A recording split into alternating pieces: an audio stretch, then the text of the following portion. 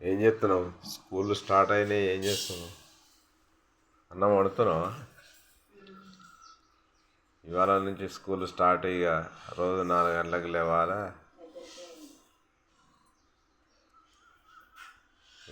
తొందర వంట చేయాలి.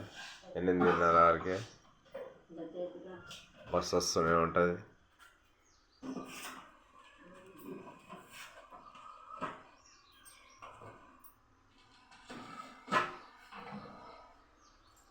ఏంది పప్ప? హాయ్ ఫ్రెండ్స్, అందరికీ గుడ్ మార్నింగ్. పప్పు అయితే వేస్తున్నా.